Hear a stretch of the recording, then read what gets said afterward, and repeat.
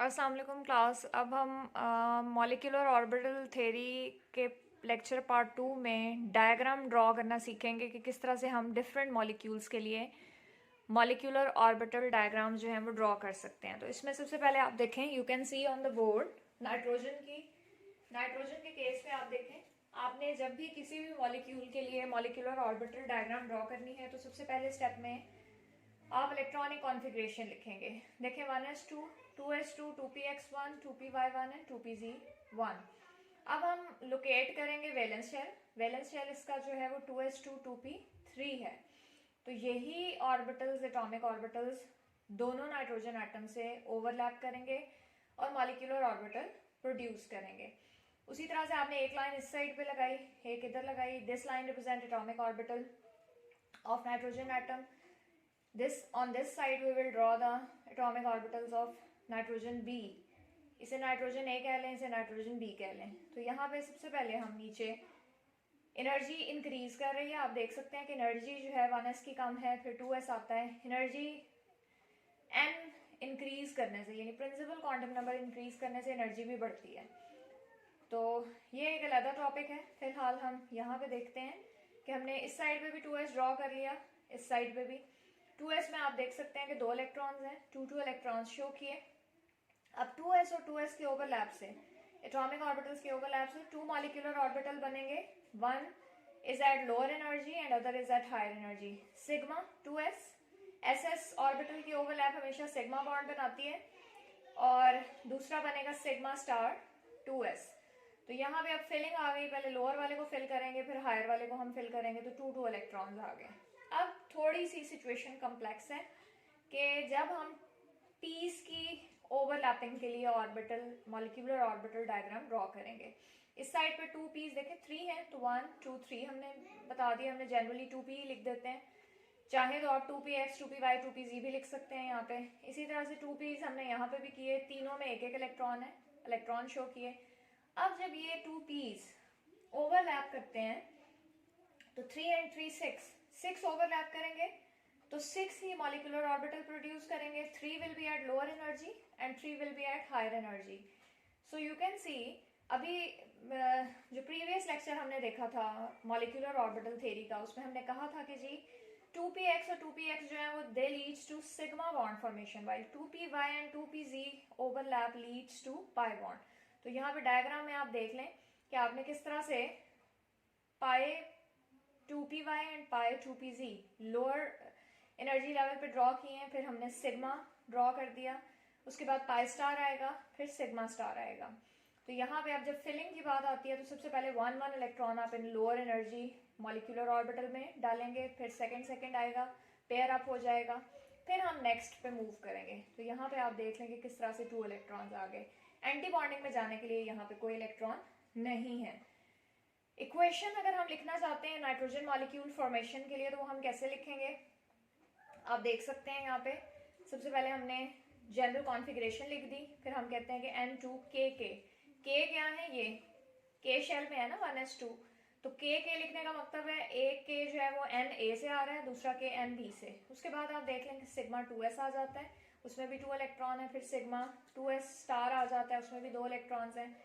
फिर हमारे पास आ जाता है पाई 2py, उसमें भी 2 इलेक्ट्रॉन्स हैं। फिर हमारे पास आ जाता है पाई 2pz, उसमें भी 2 इलेक्ट्रॉन हैं। फिर हमारे पास आ जाता है सिग्मा 2px2। तो ये आपको इक्वेशन लिखनी आनी चाहिए। कोई भी मॉलिक्यूल आप बना रहे हैं तो उसके लिए ये एक इम्पॉर्टेंट चीज़ है। फिर आता है जी बॉन्ड ऑर्डर। बॉन्ड ऑर्डर की जब बात आती है तो बॉन्ड ऑर्डर आप देख लें यहाँ पे 1/2 8 - 2। 8 कहाँ से आया जी, ये देखें 2 इलेक्ट्रॉन ये और 6 ये बॉन्डिंग मॉलिक्यूलर ऑर्बिटल में है, और -2 एंटी बॉन्डिंग में कितने हैं, जस्ट 2। तो ये क्या हो गया जी 8 - 2 6/2 3।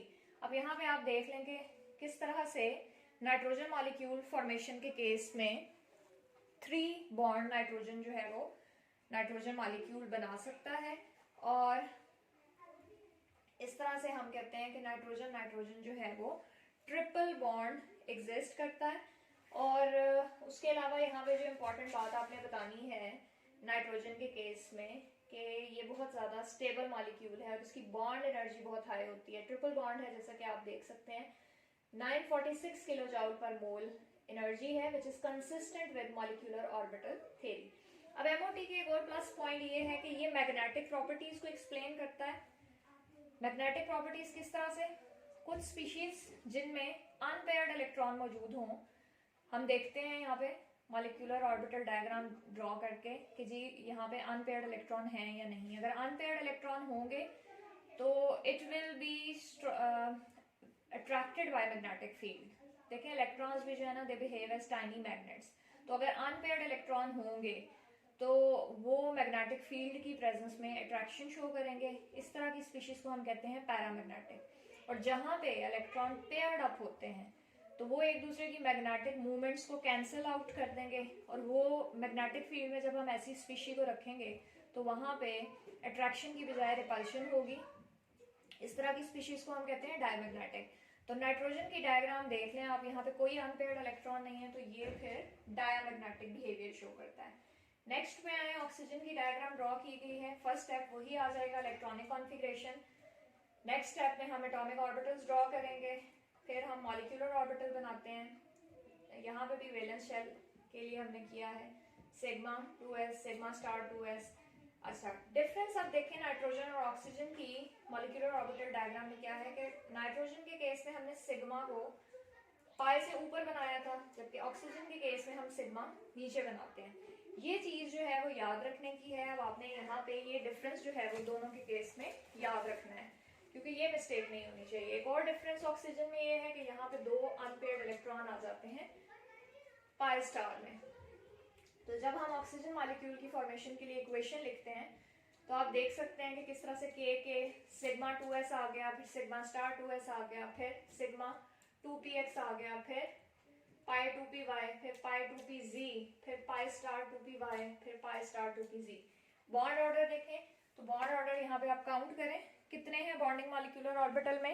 इलेक्ट्रॉन 2 यहाँ से आ गए और 6 यहाँ से, तो टोटल कितने बन गए 8। इसी तरह से एंटी बॉन्डिंग में देखें आप कितने इलेक्ट्रॉन आ रहे हैं, 2 यहाँ से आ गए और 2 ऊपर से पाई स्टार से।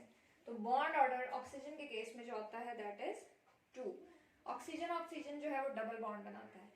अब स्टूडेंट्स यहाँ पे आपने ये याद रखना है कि पीरियोडिक टेबल में जब आप मॉलिक्यूलर ऑर्बिटल डायग्राम्स ड्रॉ कर रहे हैं वहां पे आप देखें बोरॉन, कार्बन, नाइट्रोजन, यानी नाइट्रोजन तक जो है वो डायग्राम बिल्कुल आपने इसी तरह से ड्रॉ करनी है, यानी सिग्मा 2s ऊपर रखेंगे, पाइज नीचे बनाएंगे। लेकिन ऑक्सीजन से ऑनवर्ड, ऑक्सीजन, फ्लोरीन, उनके लिए डायग्राम आप इस वे में ड्रॉ करेंगे। अब रीजन क्या है कि बोरॉन, कार्बन, नाइट्रोजन में सिग्मा 2px जो होता है it is high in energy than pi 2py and 2pz। Reason क्या है, एनर्जी डिफरेंस जो 2p और 2s का होता है वो स्मॉल होता है लोअर एलिमेंट्स के केस में। जैसे जैसे हम हायर एलिमेंट्स की तरफ जाते हैं तो 2p और 2s का डिफरेंस जो है ना एनर्जी डिफरेंस वो इंक्रीज करना शुरू कर देता है। अब नाइट्रोजन तक जो केस आते हैं वहां पे 2p और 2s अपना प्योर कैरेक्टर रिटेन नहीं करते, बल्कि क्या हो जाते हैं, पॉसिबिलिटी होती है कि वहां पे वो मिक्स हो जाए, मिक्सिंग यानी उनकी हाइब्रिडाइजेशन हो जाए। As a result they don't retain pure character और क्या प्रोड्यूस करते हैं जी, एमओज जो प्रोड्यूस करेंगे उनकी नेचर क्या होगी, sp। So all the 4 molecular orbitals, यानी कौन से 4 की बात हो रही है यहाँ पे, 2s की बात हो रही है 2px की, यानी एक नाइट्रोजन का 2s और 2px और दूसरे नाइट्रोजन का 2s और 2px। तो टोटल ये जब मिक्स करेंगे तो हमें कितने देंगे 4। तो जो इनसे 4 मॉलिक्यूलर ऑर्बिटल प्रोड्यूस होंगे उनका कैरेक्टर क्या होगा, sp। Due to this molecular orbital sigma 2s and sigma star 2s becomes more stable and lowered in energy। तो इन पे कोई फर्क नहीं पड़ा, ये उसी तरह से इनकी एनर्जी लोअर हो गई और हमने इन्हें लोअर एनर्जी लेवल पे ड्रॉ कर लिया। अब होता ये है कि sigma 2px और sigma star 2px जो है become less stable and raised in energy as pi p orbital not involved in mixing, so their energy remain the same, unchanged रहती है। जबकि ये जो सिग्मा 2px वाला था इसकी एनर्जी जो है वो थोड़ी सी कम हो जाती है। तो यहाँ पे इस तरह से फिर हम डायग्राम जो है जब ड्रॉ करते हैं तो क्या होता है, नाइट्रोजन के केस में सिग्मा 2px जो है वो हमने ऊपर बनाया है, और ऑक्सीजन के केस में 2px नीचे। रीजन क्या है, यहाँ पे ये प्योर sp है, जबकि वहां पे sp करेक्टर डेवलप कर चुका है, 2sp और सिग्मा 2pxp। अब यहाँ पे स्टूडेंट्स आप याद रखें कि ऑक्सीजन फ्लोरीन में मिक्सिंग नहीं होती। रीजन क्या है, एनर्जी डिफरेंस आए हैं उनका, और एनर्जी डिफरेंस तकरीबन जो है वो कितना आ जाता है, यहाँ पे हम देखते हैं कि 1595 किलो जूल पर मोल आ जाता है, 2078 किलो जूल पर मोल आ जाता है। ये ऑक्सीजन के लिए है, ये फ्लोरीन के लिए है। तो आप देख लें कि इनके जब 2s और 2p में इतना एनर्जी डिफरेंस है तो ये ओवरलैप नहीं करते। जबकि हम देखते हैं कार्बन के लिए, देख लेते हैं बोरॉन के लिए या नाइट्रोजन के लिए, तो नाइट्रोजन के लिए 1195 किलो जूल पर मोल है नाइट्रोजन के लिए। तो आप देख लें कि वहां पे ओवरलैपिंग के चांसेस होते हैं। कार्बन के लिए ये 846 किलो जूल पर मोल है, यहाँ पे भी चांस है उनकी मिक्सिंग का। और बोरॉन के लिए ये बहुत ही थोड़ा हो जाता है, 554 किलो जूल पर मोल। तो इन सब केसेस में क्या है जी, चांसेस आर देयर कि ये मिक्स कर जाएंगे। अब यहाँ पे हम एक डायग्राम ड्रॉ करते हैं फ्लोरीन के लिए। फर्स्ट स्टेप में हम क्या करेंगे, कॉन्फ़िगरेशन राइट करेंगे, 1s2 2s2 2px 2py 2pz 6 7 8 9 इस तरह से। नेक्स्ट स्टेप में अब हमने क्या करना है स्टूडेंट्स, हम उसी तरह से ये ड्रॉ करेंगे एटॉमिक ऑर्बिटल्स और इस तरह से कर देंगे। यहाँ पे एटॉमिक ऑर्बिटल ड्रॉ कर लिए हमने, ये किसके हैं 2s, और यहाँ पे हम ड्रॉ कर लेते हैं 2p's के, ठीक है। तो यहाँ पे हम थोड़ा सा डिफरेंस ले आते हैं। अब जब 2s ओवरलैप करेंगे, देखिए दो सेट्स प्रोड्यूस कर दिए इन्होंने एनर्जी के, that is sigma 2s sigma star 2s में आप देख सकते हैं कि 2 इलेक्ट्रॉन है। अब फिलिंग कैसे होगी, ये फिलिंग के लिए हम कौन से रूल्स अप्लाई करते हैं, Hund's rule, aufbau principle, Pauli exclusion principle. अब सबसे पहले हम लोअर लेवल को फिल करेंगे, 2 इलेक्ट्रॉन्स आगे, बाकी 2 जो है वो हायर में चले जाएंगे। अब हम आते हैं यहाँ पे ये 2p's की तरफ। अच्छा, यहाँ पे आप एटॉमिक ऑर्बिटल लिख लें, दरमियान में मॉलिक्यूलर ऑर्बिटल लिख लें, this is BMO, this is ABMO। अब सिचुएशन क्या होगी कि फ्लोरीन की डायग्राम हम ऑक्सीजन जैसी बनाएंगे या नाइट्रोजन जैसी। अभी हमने थोड़ी देर पहले देखा है कि एनर्जी डिफरेंस इसके 2s और 2p's में ज्यादा है, जिसकी वजह से इसकी डायग्राम जो है वो ऑक्सीजन की तरह बनेगी। क्यों, क्योंकि यहाँ पे s और p अपने प्योर कैरेक्टर्स मेंटेन करेंगे। तो देख लें, अब यहाँ पे सबसे पहले हम बना लेते हैं 3 मिक्स करेंगे तो 6 हमारे पास ऑर्बिटल्स प्रोड्यूस होंगे। सबसे पहले हम यहाँ पे बना लेते हैं इस तरह से सिग्मा, ये आ गए हमारे पास पाए, इसी तरह से यहाँ पे पाए आ गए और ये सिग्मा, ज्वाइन कर देते हैं इस तरह से। उसके बाद इसको भी डॉटेड लाइन से ज्वाइन कर दें। आप फिलिंग देख लेते हैं, 2p's में कितने कितने इलेक्ट्रॉन आ रहे हैं फ्लोरीन के केस में, देख लें किस तरह से है, 2 2 एंड 1। अब जी सबसे पहले लोअर एनर्जी लेवल को फिल करें, 1 इलेक्ट्रॉन आ गया, दूसरा भी यहीं पे आ जाएगा। फिर हम हायर में चले जाते हैं, 1 1 डालेंगे, सेकंड 1 पेयर अप करवाएंगे। उसके बाद जो है नेक्स्ट हायर में चले जाएं, कितने इलेक्ट्रॉन्स बच गए हैं, 2 4 5 10 है हमारे पास, 6 आए हैं अभी तक, तो 1 1 आ गए। और इन्हीं को पेयर अप करवाने के लिए अभी भी 2 इलेक्ट्रॉन्स हमारे पास मौजूद हैं, सो 2 यहाँ पे इस तरह से आप शो कर देंगे। अब फ्लोरीन के केस में हमें नजर आ रहा है कि कोई भी अनपेयर्ड इलेक्ट्रॉन नहीं है, तो इसका मतलब क्या है कि ये हमारे पास, इसकी नेचर क्या होगी, डायमैग्नेटिक।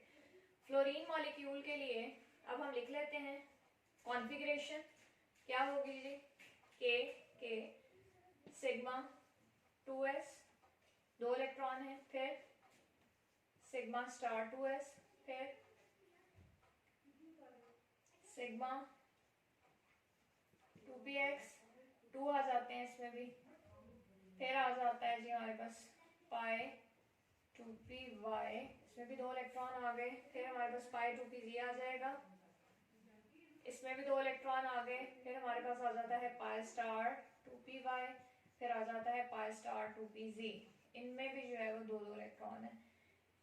यहाँ पे आप देखें इलेक्ट्रॉन्स शो करेंगे, यहाँ पे मैं मिस कर रही हूँ तो यहाँ पे आप 2 2 शो करेंगे, इलेक्ट्रॉन्स हमने शो करने होते हैं। तो इस तरह से हम फ्लोरीन मॉलिक्यूल में भी इसका बता सकते हैं। अब यहाँ पे अगर इसका हम बॉन्ड ऑर्डर फाइंड करना चाहते हैं तो बॉन्डिंग में देखें कितने हैं, बॉन्डिंग में कितने आगे 2 4 6 8, 1/2 8 माइनस, एंटी बॉन्डिंग में कितने हैं 2 4 6 8 माइनस 6 2/2। सो आपको पता है कि फ्लोरीन FF की फॉर्म में एग्जिस्ट करता है, इस तरह से सिंगल बॉन्ड बना सकता है। तो बॉन्ड ऑर्डर जो है वो जस्टिफाई हो रहा है। तो इस वे में स्टूडेंट्स हम होमोन्यूक्लियर मॉलिक्यूल्स के लिए डायग्राम ड्रॉ कर सकते हैं। अब आप लोगों का क्या टास्क है कि आप लोगों ने खुद से डायग्राम प्लॉट करनी है। किन केसेस के लिए करेंगे जी आप लोग, Li2C2 के लिए, बेरिलियम के लिए बेशक कर रहे हैं। हर मॉलिक्यूल का बॉन्ड ऑर्डर आपको बता देगा कि ये डायटोमिक मॉलिक्यूल एग्जिस्ट करता है या नहीं करता। बाकी अब इस टॉपिक में हमारा हेटेरोन्यूक्लियर मॉलिक्यूल्स रह गए हैं, वो इंशाल्लाह हम नेक्स्ट लेक्चर में डिस्कस करेंगे। That's all for today's lecture.